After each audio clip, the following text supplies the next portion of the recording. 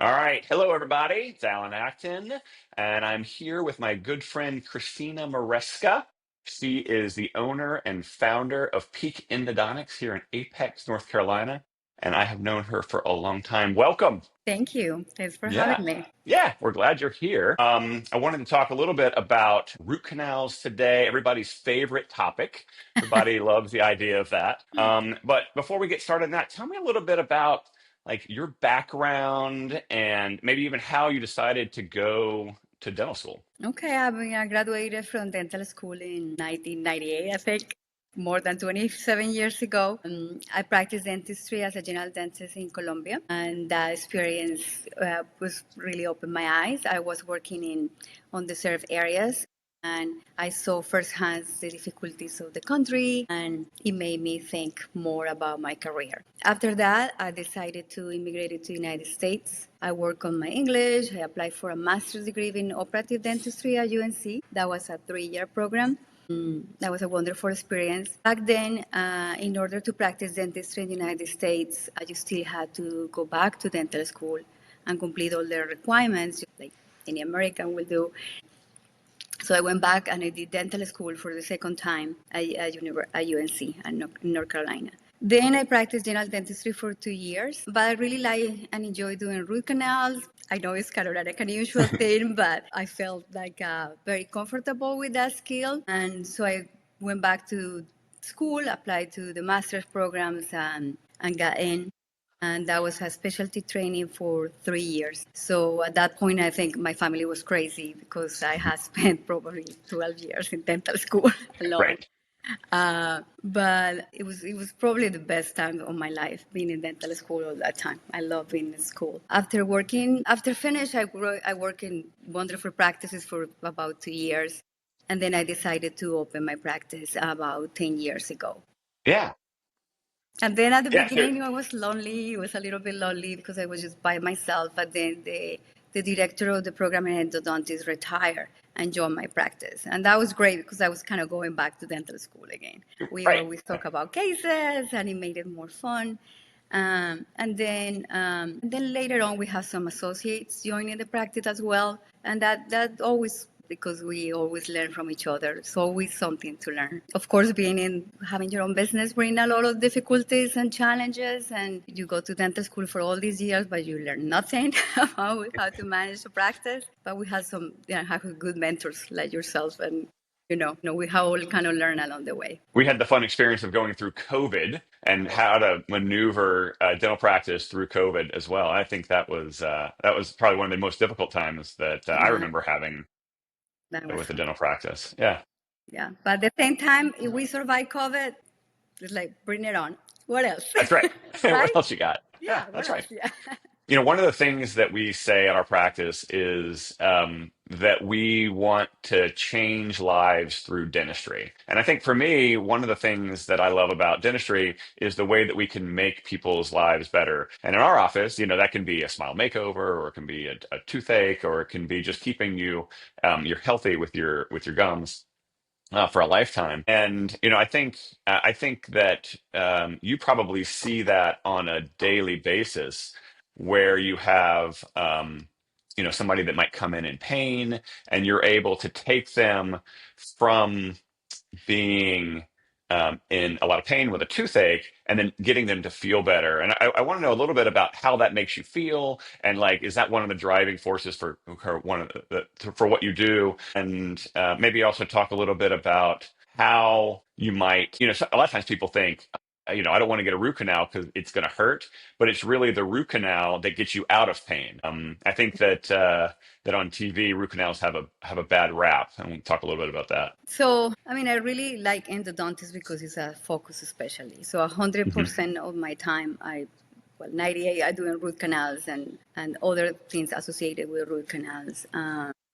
And maybe let's back up just for a second for people who might be new. Like, let's talk just a little bit about like what is a root canal and what are we trying to do? I think both you and I kind of went into it knowing what that is to begin with, but let's start at the beginning, right? Back to additional training. So you went to dental school twice. right? You went to dental school in Colombia, and then you came and you went to dental school at Carolina, and then you went to an additional 3 years of specialty training specifically for root canals. Root canals, as a lot of people know, are a way to get your tooth out of pain. But what are they specifically? How would you describe what a root canal is? So a root canal is the removal of the, I don't think people think like it's the removal of like, are you going to remove my roots? But you really, what you remove is the nerve or the infected tissue inside your tooth. So the tooth stays and it keeps the function of it, but we're just going inside your tooth and removing the tissue that is inflamed that's causing pain or the tissue that is infected that's causing your infection. And we do that through, making a light, tiny access on it. And in endodontist, we have a lot of toys to make this Right. a little easier and a little more enjoyable and faster and less painful for the patient. So there's a Yeah. lot of new technology. Why would somebody need a root canal? What would happen to somebody's tooth where they would end up needing to come to see an endodontist? Probably 70% of the cases that I do a root canal for is, and I tell this to my kids all the time, is because people don't floss. So most people brush, right? Because it's kind Yeah. of like right easy. But most people don't like to floss, so it's just harder, and food gets stuck between your teeth, and those cavities are hard to see on a regular Yeah. X-ray at the beginning. And then sometimes when we realize that there is a cavity there, the cavity has reached the nerve. And when that happens, you can just do a filling. On top of that, you actually have to remove the whole tissue inside the tooth. So most of the time, people need a root canal because no flossing. Of Right. course, Right. a few because don't brush, especially kids that go to college and change their diet. We're not there anymore to tell our kids to brush, eating a lot of sugar and don't brushing, going to bed without brushing your teeth. But mostly flossing, and a few percentage will be associated to trauma, like sport injury, also a grinding, Mhm. clenching, grinding, biting hard stuff, and a crack in your tooth. So those are the main reasons. Yeah, and the way I describe it is, a tooth is a little bit like an apple. It has three layers to it, right? It's the outer shell, which is the enamel, then it has an inner shell, which is the dentin, and then deep on the inside are the nerves and blood vessels. And when they get inflamed or infected, that's what starts to hurt. That's what causes the pain. And what you're doing is you're removing that diseased tissue out of the tooth, getting it out of there in a painless way, and then backfilling it in there with a piece of some inert material that keeps it from coming back. Yeah. Now, sometimes a lot of patients come and they are surprised that, like most of the patients know, right? They are in pain, they swollen or something. But a lot of times patients don't know. And the Right. dentist find out through an x-ray that the tooth has an infection, and they like a little bit surprised, like why this happened, why I didn't know about it. So a lot of times people are surprised that they have an infection. A lot of times I surprise myself that people can have these big infections and don't have any pain at all. So that's why Yeah. it's important to go to the dentist and take the x-rays. 3D x-rays are also very helpful because in a regular x-ray, you can only see one dimension, like you can see in my face and everything looks good, but you don't know what's going behind or what's Right. going between this and this. And it could be a big infection right here and we don't see it. So a lot of times patients are like, why nobody saw this infection? It's so big. And like, well, it's like looking at me, you can see that everything looks good here and maybe everything looks good here and you take a picture, but you really don't know what's going between. And that happens in your teeth. Like when you take a 3D, sometimes you can see what's behind that wall and discover things that we haven't seen for a while. So Yeah. that's Yeah. And another. exactly. A lot of times we'll take x-rays of teeth on a regular basis. Every year or so, we'll take an x-ray. And that does a pretty good job of showing us if there's something there, something to be concerned about. But Yeah. sometimes people will come in with a toothache and it doesn't look all that big on the a single two-dimensional x-ray. And then what you're talking about is a three-dimensional x-ray that we can get of the tooth, and it will show kind of all around the tooth, and it seems to be a lot bigger. And I'd say that, some of those teeth that we see, a lot of times we'll see maybe 10% of teeth that get a crown on them will at some point need a root canal on their tooth. Have you found that to be the case as well? Yeah, I think it was an article by the University of North Carolina. They say like probably about 30% of teeth that receive a crown and have Hmm. needed a root canal. And it's no, I always tell patients it's not necessarily because the crown, because a lot of times people are like, well, I had this feeling for 30 Yeah. years, never hair, everything's fine, got my crown, now I need a root canal. So I always tell my patients, when you come here and need a root canal, it's not just because what happened last week at your dentist. It's not because of that crown or that new filling. It's like the history. Most people Yeah. had this tooth for 30, 40, 50, 70 years, chewing on it every day. You had a small cavity, then a bigger cavity, then a bigger filling, then a crown, and then eventually it gets deeper that the nerve doesn't like it. And also, it's all the pressure and all the miles and all the chewing that we put in our teeth. So it's not just what happened last week and the changing of that filling. It's what happened over your lifetime. Yeah. Yeah. So let's talk a little bit about like what are going to be the symptoms of somebody who might need a root canal. And I kind of think of them in three different categories. One, like you said, somebody might not have any symptoms. And two, somebody might have like a throbbing hot tooth, and then somebody might have a tooth that hurts when they're chewing on it. So most common symptoms, so the ones that have inflammation. So those are the typical, it hurts when you drink something cold, but it's not the typical, a lot of people have sensitive teeth that you have an ice cream or something and it's a little tender and 1 second later you feel fine. It's more like you drink something cold and it kind of lingers and you feel the Right. pain for like 10 minutes or later. Wakes you up at night, it's spontaneous pain. You're working your computer and you feel the throbbing. Yeah. So that kind of like, and sometimes in those cases, you feel like that one day, and then the next day it goes away, and you're like, oh, I'm good. And then the next day it comes back. So that's a kind of like a red flag. Spontaneous pain is a red flag to visit your dentist Right. because it shouldn't, right? You should be working your computer, watching TV, sleeping through the night, not waking up thinking, oh, that tooth hurts. So that's, typical.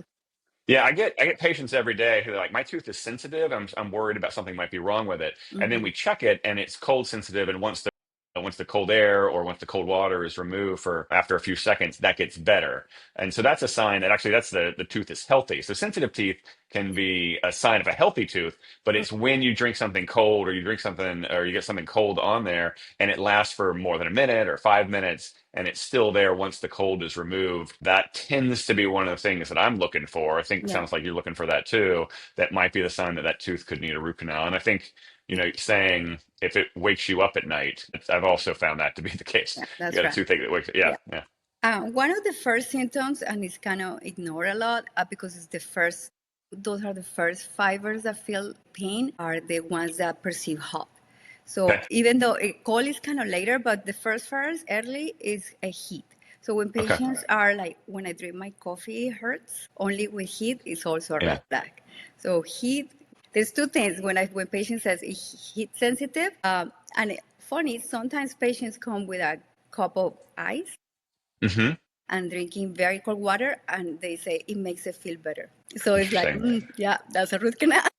All right, so talk about the science behind that. What would be the difference there? What's going on where sometimes it hurts with cold and sometimes it hurts with heat and sometimes the cold makes it feel better? Yeah, so the inflammation pass, it goes in stages. Now you made me think about school all Right? day. Yeah, going back to school. Yeah, So usually the first fibers that feel some inflammation, irreversible pulpitis, I mean inflammation that is not got better, I believe are the C fibers, which is sure. like the ones that feel heat. So that's why sometimes drinking your coffee or something hot is what brings it, but not necessarily cold. After that process takes place, if you don't get better, meaning the inflammation is reversible, then is the fibers that feel the cold. Those are fibers that affect second. So then it's cold. And those are easy to kind of like feel and test because we can just put coal in your tooth and then feel, oh, that feels cold, and then it lingers, or like really, it's really sensitive. When we test teeth, we always test not just the affected tooth, but the one in front of it, the one in the back, sometimes the one on top, because pain can radiate. Sometimes an upper tooth can feel that it's hurting, but it's actually the lower tooth. Sometimes a lower tooth can radiate in the ear, and patients think it's an earache. So it's important to test different areas, and then you can kind of have a control tooth and a testing one and compare those results. Yeah, yeah. And then what about the tooth that hurts when they're chewing on it, but isn't sensitive to hot or cold? So those are very common now after Yeah. COVID. So those are most. associated to grinding, clinching, or bad habits like chewing on ice is a Hmm. big driving to root canals to my practice. So keep Interesting. chewing on Yeah. ice. Have to kiss to send to college. No, but so really chewing on ice or biting hard stuff like hard nuts or like grind, but mostly grinding, clenching your teeth. So not necessarily sensitive to cut at the beginning. Eventually Yeah. they will or hot, but it's more like it hurts when I put pressure on it. Sometimes if we catch them early, crown can take care of the problem without a root canal. But Okay. once the crack stands into the nerve, then a root canal and a crown is needed. So we were talking about the different reasons why you might need a root canal. You could have a large cavity on a tooth. You'd be grinding or clenching, and then the tooth that becomes infected, it's waking you up at night, sensitive to hot or cold. That will go to the next phase where it becomes infected, and Mhm. and that tooth could actually start to Yeah. bother you when you're chewing on it or tapping on it. I mean, it Oh, has, that also it, too. yeah, yeah, Yeah. and you can see an infection at the end of the tooth. Yes. So those are definitely some things that you see. I think what would be And nice, sometimes, I'm sorry, sometimes you yeah, do see swell. I mean, the tooth, when you see, when the tooth becomes infected, that infection needs to drain somewhere. And the infection always going to drain to the path of least resistance. So most common, it drains on the gums. So some people can notice like a little pimple on the yeah, gum, and that's a red flag. If you see like a little pimple on the gums, that should not be there. But sometimes it drains into the muscle, and then patients, they're swollen, which is, they usually look for help. A lot of times, upper teeth drain into the sinus, and hmm, people don't know it. And they end up going to the ENT doctors and thinking they have a sinus infection. They go to multiple rounds of antibiotics. They even get sinus surgery, and they can't figure it out why they keep getting these nasty sinus infections. And it's the tooth that is draining into the sinus. So without fixing the tooth, there's no solution right. until then. Interesting. So, a couple questions. Are all root canals, once you get a root canal, does that last forever? Or what is the success rate of a root canal that you've seen in the studies? Okay, so let's answer the first question. Like, Yeah. does it last forever, right? Yeah. So that's a good question. So a root canal is successful. It's as good as your crown. So Hmm. I always tell patients like, I'm gonna fix the inside of your tooth. Basically, like it's like you doing your house, painting it, cleaning everything inside. But if your roof is leaking or your windows are open, then everything's gonna be a mess again. So all the work that we do cleaning inside of your tooth, if you don't get that crown and that crown is not seated properly and sealed properly, the bacteria is gonna come in Okay. and then it's gonna damage all the work. So most of the root canal failures are because the crown or whatever restoration leaks and bacteria goes back in. Even though you receive a root canal and a crown, you still have to brush and floss because if you get a cavity, because it's not like now it's a super tooth that will Right. never get a cavity again. So can still get a cavity. So flossing and brushing is still important. And then that crown is also not good forever, right? Because we put a lot of pressure on it and we use it every day. So eventually the margins are going to open up a little bit and bacteria goes in. And usually at that point, we redo everything. We redo the root canal, we reopen, clean again, and then reseal everything. But if the tooth is sealed well, then it should last a long, long time. Now, the prognosis of the root canal. I said the root canal is as good as your crown, but also when we do a root canal that is inflamed only, basically when you Hmm. have that cold hot sensitivity before it's infected, the success rate of a root canal is about 99%. So very successful. But when we wait until the tooth is infected, the bigger the infection is, the less the success rate. Why is that? You're just not able to get even as much as you can try, like you're not getting all the bacteria out of the Yeah. tooth because bacteria is so small. The root canal cleans the bacteria inside the tooth. But if the Hmm. bacteria is already outside the tooth in the bone, then not necessarily the root canal is going to be enough. Sometimes we have to do a surgery where we have to clean the bone around the root. So I always, the bigger the infection, the bigger the bone loss around, the infection inside the tooth and outside the tooth, the less chances that the root canal is going to be successful. Sometimes infections are so big that a root canal is not enough. And Yeah. then we can do additional steps, or even you lose the tooth because infection, guys, is so big that the root Right. canal is not going to fix all of that. Why do you think that root canals have such a bad reputation, like on TV? People are like, oh, I don't, this is, I would rather have this than a root canal, you know? Yeah. So most of the root canals are successful, especially if Yep. you get them done on time before infection. About probably depends on what research you read. Uh, about 7 to 10% of the patients experience flare up, and flare Okay. up is we really don't understand why, but there's a lot of pain that you know do your regular activities after a root canal. Sometimes swelling, and it's a very bad experience after a root canal. But it's only 7 to 10% of the cases. So Yeah. that tells you that you can do everything 90% of the time right, but you only need 7% of the time when something goes wrong. You tell everybody like how horrible experience it is and how bad things go. But 90% of the time when you have a good experience, you don't go online and make a review or like tell all your friends, hey, it was a great canal, it was a good experience, I had no pain. Very few people do. But when something is bad, I guess human nature tends to like say more. So that's why root canals have a bad experience. A bad reputation. Because I mean, I think whenever you're in pain, and people sometimes describe a tooth pain as some of the worst pain that they've had. I mean, sometimes Yeah. I'll have women say it hurts as bad as having a baby, you know?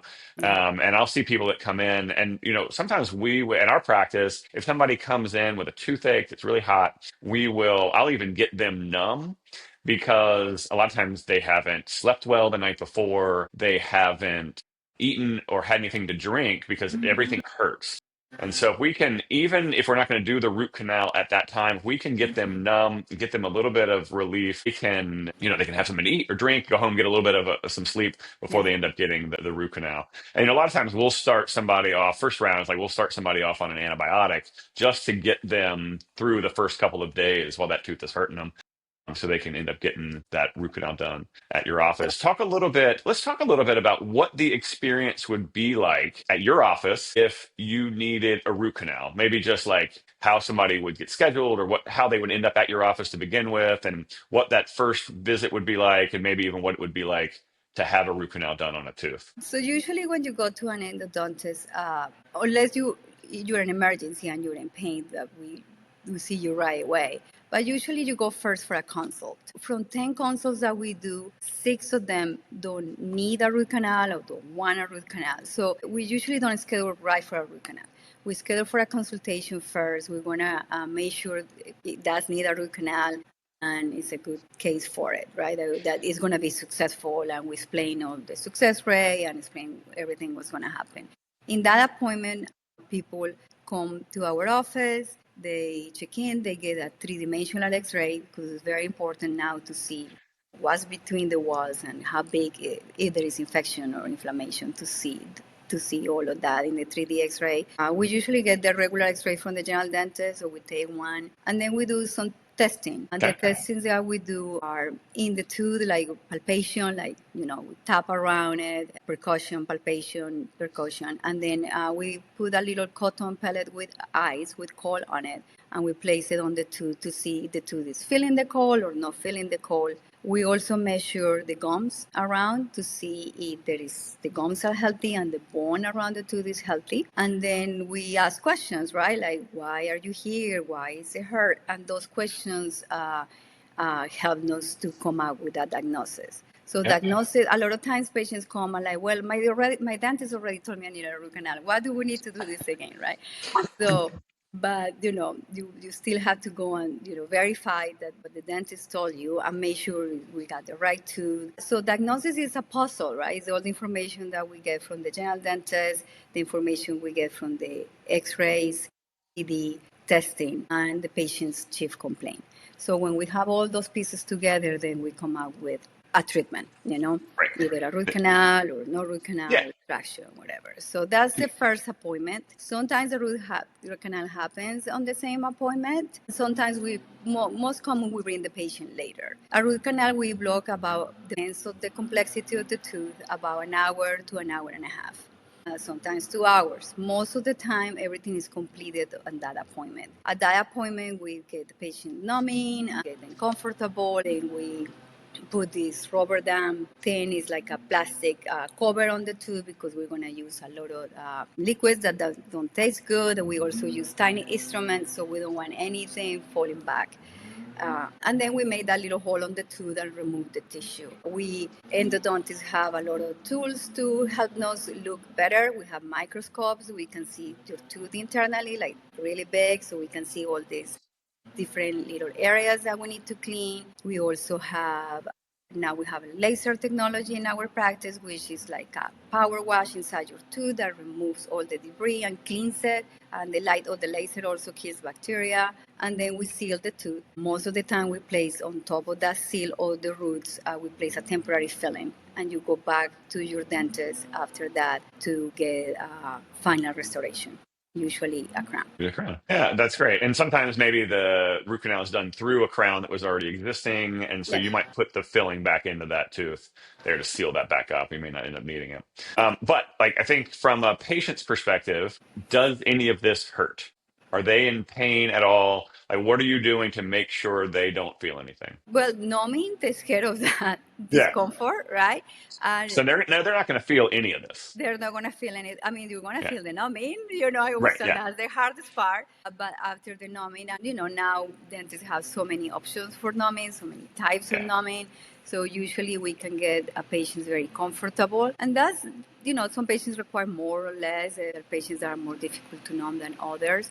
But also a lot of root canals is the patients the tissue is already dead, and those patients don't require a lot of numbing. So Okay. those patients don't really need a lot of numbing because the nerves are dead. So we can actually do it without any. And patients Yeah. were like, really, like, yes, because Yeah. it's not a live tissue. So not all the root canals hurt, because if they're very infected, if they're very inflamed, they will require more numbing, but not all of them will be. And I know what a great endodontist you are, but it sounds like what the patient's experience is, they're not really going to feel anything once they get numb. Once you've gotten them numb, they're not going to feel you working on their tooth, except maybe a little bit of pressure that doesn't hurt. And their job is just to lay there for an hour, hour and a half while you're fixing the tooth. You're doing all the work, Yeah, right? the hard words I always tell them is having your mouth open. Sometimes we Yeah, put a little pillow to help you, but that's probably it. If you feel something, then something's wrong, and we need to address it. We yeah, need to give you more yeah, numbing. We need to get you comfortable. It's no way to do a root canal if you're in pain. It's not something that you can just, like take. yeah. No, we have to make you comfortable. And also sometimes for patients that are very anxious, we can prescribe a sedative, Mhm. something like a Valium or something a little bit Okay. stronger to make them feel more comfortable and relaxed. A lot of times it's not the pain in the tooth, it's more the anxiety. But there are a lot of Yeah. medications who can help with that. Yeah, I mean, at our office, I find that, I mean, a large majority of patients have some degree of dental anxiety. It's almost like, and a lot of times that comes from a previous bad experience. Maybe when they were young, they didn't get numb enough when they were having somebody work on their tooth. And so, I mean, we've even had psychologists come and speak to our team about how to reduce the anxiety of our patients. And a lot of times that just comes with repeated good experiences. You almost have to overwrite the bad experiences. And there's just, so many people are rational and logical and but they can't talk themselves out of being anxious. They just need to have new experiences that are better. I mean, I know that the technology now is so much better than it was before. And your goal and my goal really is to keep everybody comfortable when they're there. But it's hard to convince somebody of that sometimes. So having tools like Valium or some other types of sedation certainly helps make a difference. Yeah. Yeah. Well, this has been great. Tell us a little bit about your practice. Where can people find you online so they can learn a little bit more about your practice? So we, our website, my practice is Peak Endodontics, and we're located in Apex, North Carolina. And they can find us online at peakendonc.com. And we also have an Instagram account and Facebook and all sorts of social media where you That's can great. find us. Yes. But most of the time, patients Very find us cool. through our referring dentists. Probably Okay. 98% of my practice is referred to all the dentists that are around us. And you and I have worked together for a long time, so we have a lot Thank of you. great feedback from our patients from your practice. So we really appreciate what you've done. Any last words or anything you want people to know before I let you go? Thank you for having me, and thank you for giving me this opportunity to talk to your patients, my patients, and hopefully people learn a little bit about all of this. And also thank you for being a mentor for me in so many aspects of the business side and many other things. And I appreciate the opportunity. Oh, you're too kind. Yes, I have learned as much from you, I'm sure, as you have learned from me, I hope. Well, this is great. And I will talk to you again soon. Thank you.